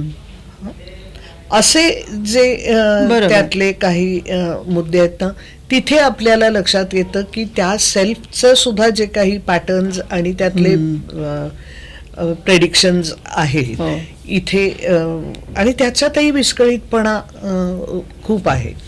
तरी सुद्धा सेल्फचे जे काही असे लेयर्स म्हणता येतील ना, त्या बाबतीत म्हणजे त्याचे काही की त्याचं असं एक मेंदूमध्ये ठिकाण आहे आणि तिथे ती कॉन्सेप्ट तयार होते असं नाहीये. अनेक ठिकाणी त्या सेल्फचं काहीतरी वेगळं वेगळं वेगळं घडत असतं आणि त्या सगळ्याचा मिळून आपण एक अर्थ लावत असतो आणि त्या अर्थाला एक टेम्पोरल कॅरेक्टर असतं. म्हणजे काल मी होते, आज आहे आणि उद्या असणार आहे, असा जो एक तो एकसंधपणा आहे आणि मी कोण आहे ह्या विषयीचं माझं जे काही अंडरस्टँडिंग असतं किंवा मला जे वाटत असतं तो भाग, मग मी काय करते, माझ्याकडे लोक कशी बघतात आणि मी जगाला कसा जगाचा अर्थ कसा लावते, हे सगळं त्या पॅटर्न्स आणि ह्याच्यामध्ये असतं. आणि त्याचे काही लेयर्स आहेत. एक अगदी प्रायमरी लेयर म्हणजे माझा फिजिकल सेल्फ, जो की माझ्या अस्तित्वाविषयी, माझं जे काही शारीरिक अस्तित्वाविषयी, मग मला भूक लागली आहे किंवा हे जे काही माझी इंटरनल सुद्धा माझी एक्सपिरियन्सेस असतात, त्यातनं एक अगदी प्रायमरी लेव्हलचा अशी माझी स्वची कल्पना असते. तिथे मी मगाशी म्हटलं तसं पुन्हा की मी उंच आहे का मी बुटकी आहे, मी काळी आहे का गोरी आहे, ह्याला आता पुन्हा ते शरीराविषयीच असलं तरी तिथे कल्चरचा मुद्दा ह्या सापेक्षता पुन्हा कारण येतो. आपण कुणाशी तरी कम्पेअर करून बघतो. म्हणजे अगदी प्रिलिमिनरी जरी ही कल्पना असली की ज्याला फार कॉम्प्लेक्स काही नाहीये माझ्या शरीराविषयीचं माझे असलेली जाण, पण तिथे ती तितकी पुरेशी राहत नाही, तिथे त्या कल्चरचा मुद्दा येतो. त्याच्यानंतरचा जो मुद्दा येतो तो म्हणजे ज्याला आपण नॅरेटिव्ह सेल्फ म्हणतो, की माझ्या आयुष्यात काय घडत गेलंय, त्याच्यातनं मला माझ्याविषयी काय कळलंय, माझ्या भोवतालच्या लोकांविषयी मला काय कळलंय, की मी माझ्या आईच्या इतकी सुगरण नाही, किंवा माझा आवाज माझ्या 2 बहिणींच्या इतका चांगला नाही, असं मी जेव्हा म्हणते तेव्हा काहीतरी त्या स्टोरीज आहेत माझ्याकडे, माझे काहीतरी अनुभव आहेत आणि त्याच्यातनं मला माझ्याविषयी काही ना काहीतरी कळत असतं. किंवा मी जर नसले ना घरी तर लोकांना चैन पडत नाही, किंवा मी असले काय नसले काय फरक पडत नाही. असे जे सगळे हे असतात तो आपल्या नॅरेटिव्ह सेल्फचा एक भाग असतो. तिसरा भाग जो असतो तो ज्याला सोशल सेल्फ म्हणतात, की मी समाजामध्ये कशी वावरते, माझ्याकडनं म्हणजे कशा लोक माझ्याविषयी सुद्धा काही अपेक्षा ठेवतात, किंवा मी कोण आहे ह्यानुसार जगाचा पण माझ्याकडे बघण्याचा जो दृष्टिकोन असतो. ते उदाहरणार्थ आता डिसेंबरमध्ये आम्ही श्रीलंकेला गेलो होतो, तर तिथे अनेक ठिकाणी सहज कोणीतरी म्हणजे अगदी बरोबरचा गाईड सुद्धा पटकन विचारायचा, आर यू हिंदू? आता हा भाग जो आहे हा मी पुण्यात राहत असताना आणि माझ्या नेहमीच्या याच्यामध्ये वावरताना हा भाग मी नोंद ठेवण्याचा असत नाही. हो बरोबर. पण तो बाहेर कुठेतरी गेलं की तो असा विचारल्यानंतर मला लक्षात येतं की ओ मी हिंदू आहे. तर त्याचा अर्थ तो त्याचे माझ्याकडे बघण्याची दृष्टिकोन काय, किंवा परदेशामध्ये गेलं तर आर यू इंडियन किंवा आय एम इंडियन असं म्हटल्यानंतर जग माझ्याकडे कसं बघतं आहे, की हे इंडियन्स ना असेच असं म्हणून बघतात का, ओ इंडिया इट्स सो इंटरेस्टिंग असं म्हणून बघतायत. सो हा जो त्यातला भाग असतो हा माझ्या सोशल सेल्फचा भाग असतो. आणि तिथे पुन्हा त्या कल्चरचा खूप वेगवेगळ्या पद्धतीने देवाणघेवाण होत असते ना. म्हणजे उदाहरणार्थ आपल्याकडे इथे देवळात गेलो काय आणि तिथे समजा परदेशामधल्या देवळात आपण गेलो तर आपण पटकन चप्पल बाहेर काढतो. सगळेच जण काढतात, पण देऊळ म्हटलं की चप्पल बाहेर काढायची आहे. पण चर्चमध्ये जाताना आपण चप्पल काढायचा मुद्दाच येत नाही. जपानमध्ये देवळात सुद्धा चप्पल काढायचा मुद्दा येत नाही. अनेक ठिकाणी येत नाही, काही ठिकाणी असतो. करेक्ट. म्हणजे ह्या ज्या गोष्टी आहेत ह्या माझ्या सोशल, आता समजा तिथे कुठेतरी वेगळं काहीतरी पेहराव अपेक्षित आहे किंवा वेगळं काहीतरी, किंवा वेगवेगळ्या कल्चरमध्ये आपल्याकडे कोणीतरी जेवायला बोलवलं आणि ढेकर दिली की आपण असं म्हणतो की तृप्त झाले. पण काही कल्चरमध्ये, वेस्टर्न कल्चरमध्ये ढेकर देणं हा भयंकर रूढ समजलं जातं, रूढ आणि अतिशय असंस्कृत असं समजलं जातं. आता असे जे आहेत हे आपल्या सोशल सेल्फचे भाग असतात, की मी कशी वावरतीये, माझ्याकडनं अपेक्षा कशा केल्या जाणार आहेत, माझ्याकडे कसं बघितलं जाणार आहे आणि मी समोरच्या व्यक्तीच्या वागण्याकडे कसं बघणार आहे. म्हणजे मगाचं जे मी उदाहरण सांगितलं की ती मध्ये जाऊन बसल्यानंतर जेव्हा तो माणूस उठून गेला तेव्हा तिला असं वाटलं की हे रेशियल डिस्क्रिमिनेशन आहे. सो हा तिसरा नॅरेटिव्ह म्हणजे आपल्या सोशल सेल्फ हा तिसरा भाग झाला. आणि चौथा जो भाग आहे ज्याला एजन्सी म्हणतात, की मी काहीतरी कृती करतेय, त्या कृतीचे काहीतरी परिणाम होणार आहेत आणि माझ्या कृतीच्या परिणामांची पण जबाबदारी माझी आहे.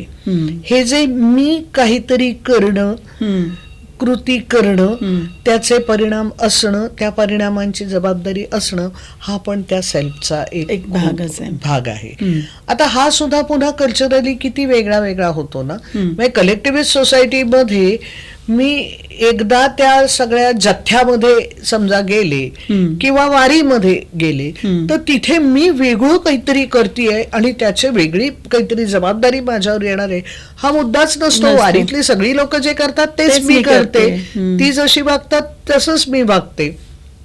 वेअर एज इंडिव्हिज्युअलिस्टिक सोसायटीमध्ये हा पुन्हा सेन्स ऑफ एजन्सी ज्याला म्हणतो, एजन्सी असलेला सेल्फ, एजंटिक सेल्फ ज्याला म्हणतो, हा पुन्हा पूर्णपणे वेगळा असतो. कारण तिथे असं सगळ्या प्रवाहात सामावून जाणं, लोक जसं जथ्याने करतायत तसंच मी करणं हा मुद्दा पण नाहीये. त्यामुळे हा जो सेल्फ नावाची जी काही कल्पना मेंदूमध्ये तयार होते ती सुद्धा तुकड्या तुकड्यांचीच असते.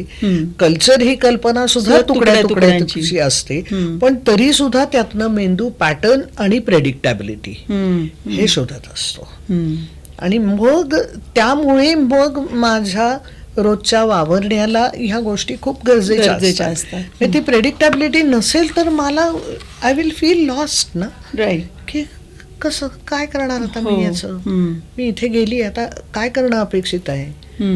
तर ते सगळा जो आपल्या रोजच्या जगण्यामधला भाग आहे तो इतका सरमिसळ झालेला असतो आणि मग मेंदू सतत त्याच्याशी इंटरॅक्ट होत असल्यामुळे सतत ती कनेक्शन्स तो सतत करत असतो. अगदी की मी आता ह्या परिस्थितीमध्ये कसं वागायचं. अगदी. आणि त्यामुळे मग संपूर्णपणे वेगळ्या प्रकारचं जर सराउंडिंग मिळालं तर तो गडबडल्यासारखा होतो की आता इथे मी काय करायचं.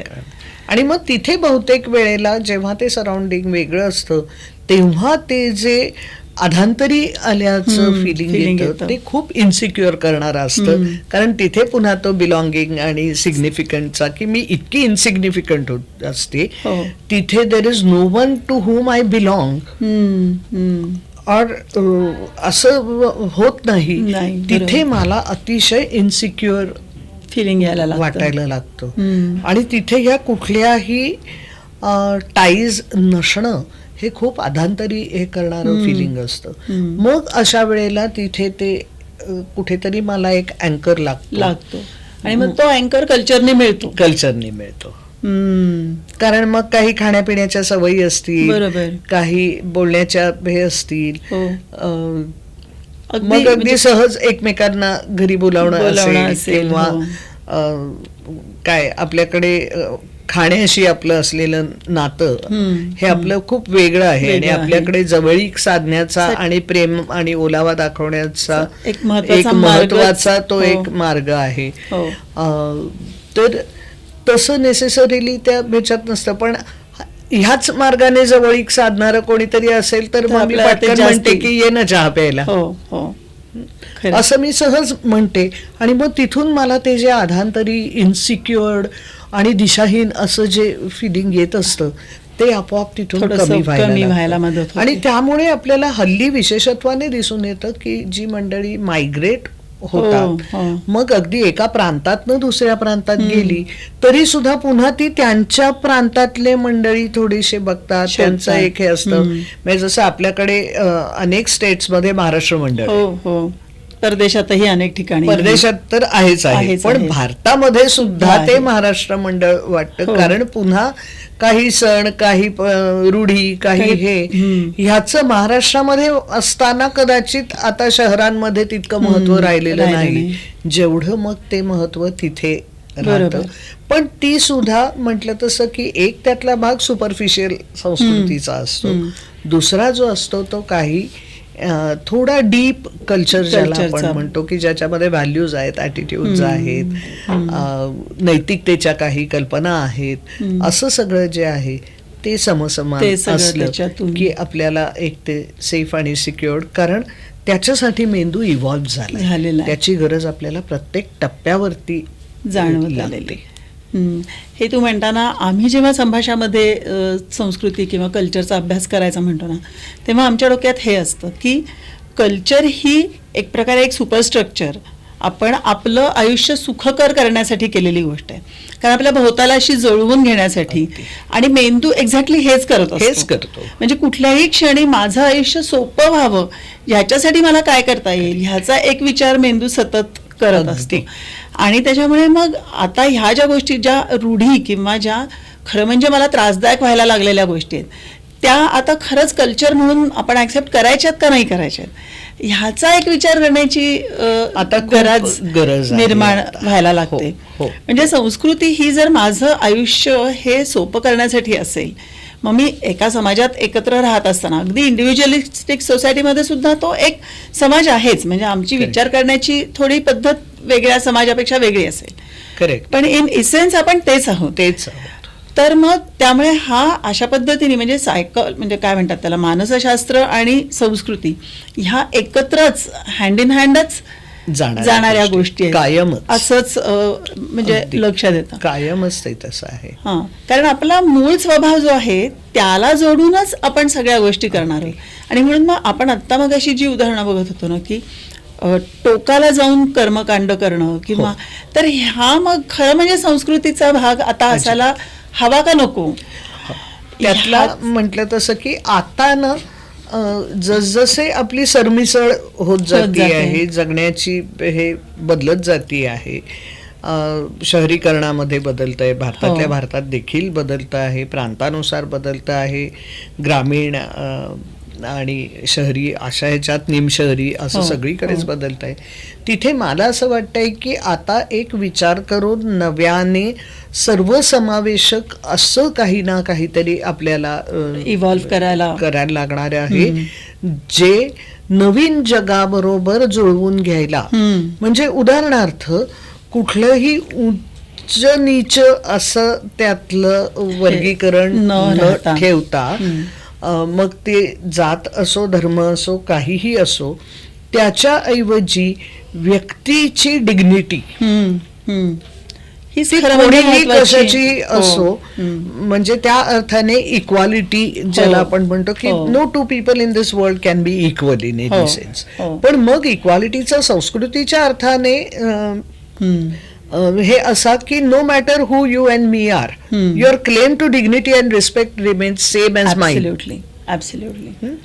ही तत्व आता हळूहळू आपल्याला कल्चर म्हणून नर्चर करायला लागणार आहेत. किंवा ज्याला सायंटिफिक टेम्परामेंट म्हणतो, की काही रूढी आणि काही परंपरा आणि काही समजुती ह्या त्या वेळेला त्या घटना घडतात कशा ह्याचं ज्ञान नसल्यामुळे त्या घडत होत्या. की पाऊस ढगात पडतो, मग ढग कोण निर्माण करतं, तर मग परमेश्वर करतो. मग आता पाऊस पडत नसेल तर देवाची आराधना करा. तशी काही आज गरजच उरली नाहीये, कारण आता आपल्याला काही इंद्रवज्राच्या याची पण गरज नाही, स्टोरीची किंवा थॉरची पण गरज नाही. आता आपल्याला माहिती आहे की ती सगळी वॉटर सायकल आहे. बरोबर. तर हा जो सायंटिफिक टेम्परामेंट असण्याचा जो भाग आहे तो आता कल्चरमध्ये येण्याची गरज आहे. तिसरा भाग प्रश्नांना प्रश्न म्हणून बघणं, म्हणजे जे अगदी मला काउन्सिलिंग मध्ये सुद्धा अनेक वेळेला सांगायला लागतं की do you want to fix a person or fix a problem. Right. मग ही लोक असंच करतात, ह्यापेक्षा सुद्धा आत्ता काय करायला पाहिजे आणि काय करायला पाहिजे हा जो त्यातला भाग आहे. आणि मग विवेकाचा जो भाग त्यातला आहे, अशी जर आपण त्यातली काही हे ठेवली ना की ह्युमन डिग्निटी ही इंडिव्हिज्युअल डिग्निटी, त्याचा तू कोण आहेस, तुझं बाकी घराणं काय, तू काय आहेस, कुठल्या वयाशी आहेस, तुझं शिक्षण काय आहे, तुझा पगार, ह्याच्या कशाशीच संबंध नाही. कारण तुझा आणि माझा क्लेम आपण दोघी कोणीही असलो तरी एकच आहे. बरोबर. Scientific temperament, problem focus thinking, rational thinking त्याच्या जोडीने येणार. आणि मग कुठेतरी तो जो म्हणजे मी नेहमी म्हणते की एक फिनॉमिना आहे आणि त्याचं आपण असं लॉजिकने इथपर्यंतच पोचलं आणि मध्ये एक भाग उरतो की जर लॉजिक शब्द आपला आणि कळत नाही तरी सुद्धा या फिनॉमिनाचा अर्थ लावता येत नाही. तर माणसाची टेंडन्सी असते की तो जो उरलेला भाग आहे ना तो फेथने, श्रद्धेने किंवा विश्वासाने भरायला बघतो भरून. तर तिथे ती सतर्कता पाहिजे की या गोष्टी आत्ता आपल्याला पूर्णपणे त्याचा अर्थ कळला नाहीये इतकंच. बरोबर. आणि आत्ता तो कळला नाहीये, काहीतरी असणार आहे नक्की, समोर येईल तेव्हा बघू, अशा अर्थाने केलं तर मग आपण पुन्हा त्या रीती रिवाज किंवा काही प्रथा किंवा काही ह्या रूढी आणि सगळ्याच्या ह्या सगळ्या. मध्ये अंधश्रद्धेच्या मार्गाने आपण जाणार जाणार कारण अगदी जेवढी असुरक्षितता वाढते तेवढं आता असं दुर्दैवाने लक्षात येत आहे की असुरक्षितता वाटतेय तर सायंटिफिक टेम्परामेंट आपण नर्चर करायची सोडून असुरक्षितता वाटतेय तर आता अधिक ह्या फेथच्या मार्गाने जा जा. आणि मग त्याच्यामध्ये जे काही गोंधळ होत आहेत होत आहेत आणि सध्या. अंधश्रद्धा आणि त्यातनं बुवाबाजी ही तर आता आपण गोष्टी खूप हो. मोठ्या प्रमाणावरती हो. बघतो आहोत हो. आणि त्या पूर्वापार चालत आलेल्या आहेत हो, म्हणजे म्हणजे असं नवीन- नाही फक्त आता ते समोर येतात पण जास्ती मला असं वाढल्यासारख्या वाटतं की वाटतात. आता कल्चर म्हणून इट्स हाय टाइम की ह्या सगळ्या गोष्टींकडे खूप उघड्या डोळ्यांनी बघणं हम्म. आणि मग काही भाग श्रद्धेचा आणि विश्वासाचा असा यांनी करणं सबमिट करणं कारण काही वेळेला मला अर्थ कळत नाहीये मी काय करावं हे कळत नाहीये तर डू युअर बेस्ट आणि रिझाईन हम्म. ही गोष्ट आपल्याला काही वेळेला कोपअप करण्यासाठी पुढे जाण्यासाठी किंवा आहे त्याचा स्वीकार करायला गरजेची उपयोगी असते. पडते अशा अर्थाने त्याचा वापर करणं पण तो अवेअरनेस ठेवून की मी हे स्वीकारते आहे या पद्धतीने मी विचार केला असता मला ते स्वीकारणं सोपं जात आहे पुढे जाणं सोपं जात आहे हा जो भाग आहे हा जर कल्चर मध्ये हळूहळू आला हळू तर. आपण जाणीवपूर्वक आणला हम्म. तर आता जे सतत Conflict. फ्रिक्शन आहे ना सतत कॉन्फ्लिक्ट आहे इंटरनली पण आहे हो, आणि हो. समाजात तर एक्सटर्नली दिसतोच आहे म्हणजे. सगळीकडेच दिसत हो, आहे हो.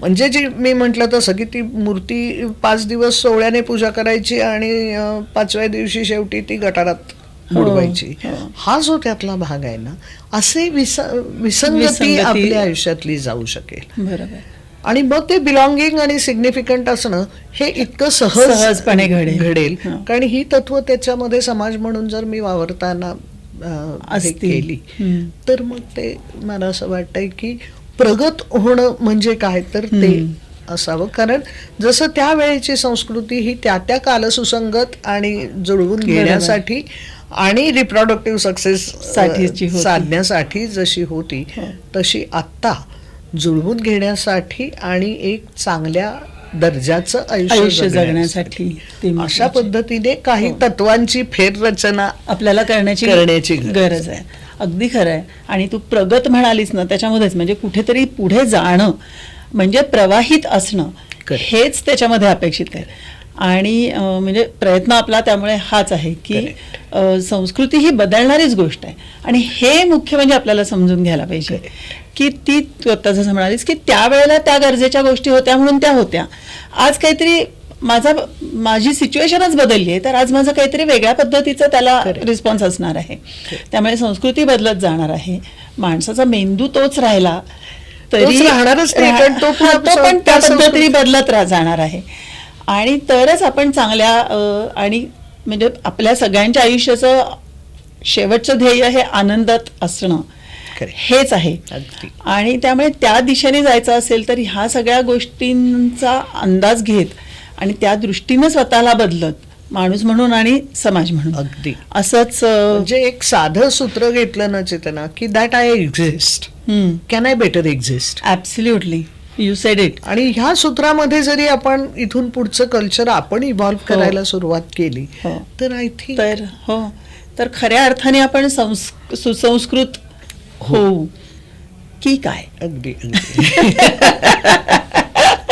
नाहीतर मी हल्ली नेहमी म्हणते की people are trying to play new games with old rule book आणि तिथे खूप गोंधळ गडबड होत होते आहेत. बरोबर नवीन गेम असेल तर त्याचे नियमही वेगळेच असायला हवे वेगळे असायला आणि पाहिजे हे आपल्याला समजून घेतलं पाहिजे. आता जे परदेशामध्ये सुद्धा अनेक ठिकाणी होत आहे की शोकेस करणं कल्चरच्या नावाखाली ते इतकं तिथले नियम आणि कायदे मोडून होत केलं आहे जातंय. की त्याच्याविषयी एक आता रेझिस्टन्स यायला यायला लागला आहे की हे भारतीय म्हणजे जसं अमेरिकेत ते फटाके फोडल्याची घटना हो. घडली किंवा अशा काही घटना ज्या आता घडत आहेत की ज्या पद्धतीने तिथलं ट्रॅफिक आणि तिथले नियम आणि तिथले शिस्त मोडून तुम्ही म्हणजे भले परवानगी घेत असाल कारण ती परवानगी देण्याचा तो फ्रीडम तुम्हाला तिथे आहे हो. पण तो फ्रीडम वापरताना तुम्ही तिथे काय करताय आणि तिथे तुमच्या संस्कृती विषयी किंवा भारतीयत्वाविषयी तुम्ही काय काय कल्पना निर्माण करतायत बरोबर. की ज्याने उलटा तुम्हाला त्याचा त्रास होण्याची होण्याची शक्यता शक्यता जास्ती आहे, जास्त आहे. कारण त्याच्यामुळे लोकांच्या मनात त्याच्याविषयी अनादर, राग असाच निर्माण होण्याच्या शक्यता आहेत. They are unlikely to be appreciative of हो, दॅट. हो. हा जो भाग आहे ना, इथे मग तू मग आता जे तीच म्हणलीस गडबड तसं होत होते आहे सगळी की की याचं भानच नाहीये नाहीये. की संस्कृतीच्या नावाखाली आपण काय काय करतो, करतो. कल्चरच्या नावाखाली आपण काय शोकेस करतो, which is never our culture, absolutely, which was never our. Which was never our culture. आणि आज ते पुन्हा वेगळंच काहीतरी त्याचं रूप होताना दिसतंय आणि खरोखर याची काळजी घेण्याची गरज आहे. मजा आली. आपण हे सगळं संपवण्याच्या आधी आपल्याला एक छोटीशी शीघ्र प्रश्नमंजुषा करायची, Okay. Rapid fire. खूप जास्त नाही, 3 प्रश्न फक्त. प्रकृती का संस्कृती? मी प्रकृती, संस्कृती आणि नेबरहुड, नेचर, नर्चर आणि नेबरहुड. बर, असं तुला ऍडच करायचंय हो त्याच्यामध्ये. हो हो. हे काय हे असा मुद्दाच नाही. बर. व्यक्ती का गट? गट ज्याच्यामध्ये व्यक्ती स्वातंत्र्य आहे. बर, ओके. सगळीकडे दोन्हीकडचं पाहिजे अर्थातच, कारण ते शक्य आहे आता. हो, खरंय. संस्कृतीसाठी म्हणल्यावर इमिजिएटली आठवणारे 3 शब्द. Dynamic, active, variable. Okay. Dynamic, active, variable. प्रवाही, कृतिशील आणि बदलत राहणारी. बेस्ट. गप्पा संपणं शक्य नाही आणि हा विषय मुळात असा आहे ना ग की ह्याच्यामध्ये इतक्या खोलामध्ये आणि इतक्या वेगवेगळ्या विषयांमध्ये शिरणं शक्य आहे. पहिल्यांदाच केव्हा तरी आपण हे सगळं मेंदू, मन, विचार, संस्कृती ह्यांचा एकमेकांशी कसा संबंध असतो ह्याच्याबद्दल पहिल्यांदाच बोलायचा प्रयत्न केला आणि मला खात्री आहे की आपल्या प्रेक्षकांना हे आवडलं असेल आणि असंच काही ना काहीतरी बोलत राहूया. Yes, ह्या विषयावरती नक्की. चर्चा करत राहूया. नक्की. आणि आभार तर तुझे फॉर्मली मानायचा हे नाही, परंतु खरंच खूप छान वाटलं मलाही. आणि आम्ही हाच प्रयत्न करतोय की ह्याच्याकडे थोडंसं रॅशनली या सगळ्याकडे बघितलं जायला पाहिजे. राजकीय आणि धार्मिक चष्मे उतरवून संस्कृती ह्या गोष्टीकडे बघायला पाहिजे. खरंच. आणि ती धडपड करतो आहोत आणि म्हणून ह्या वेगवेगळ्या विषयांशी त्याच्याशी कशी जोड घालता येईल ह्याचा प्रयत्न करत आहोत. त्यामुळे तू आलीस आणि इतक्या मनमोकळ्या गप्पा मारल्यास खूप मनापासून थँक्यू. मला पण खूप मजा आली. आणि आमची एक छोटीशीच भेट आहे, काही विशेषच नाही आहे, पण हे थँक्यू सो मच. विशेष नाही आहे, पण भेट ही भेट. भेट ही भेट असते. ही आपली संस्कृती आहे. Correct. त्याच्यामुळे तुम्हाला सगळ्यांना आमची आजच्या गप्पा कशा वाटल्या, कशा आवडल्या किंवा आवडल्या नसतील तर त्या का नाही आवडल्या हे सगळंच आम्हाला कमेंट्समध्ये सांगा. आणि आमच्या म्हणजे जर तुम्हाला आवडलं असेल तर इतरांना शेअर करा, लोकांना सांगा. जर आवडलं नसेल तर आम्हाला सांगा आणि चॅनलला सबस्क्राईब करा आणि भेटत राहूया. धन्यवाद.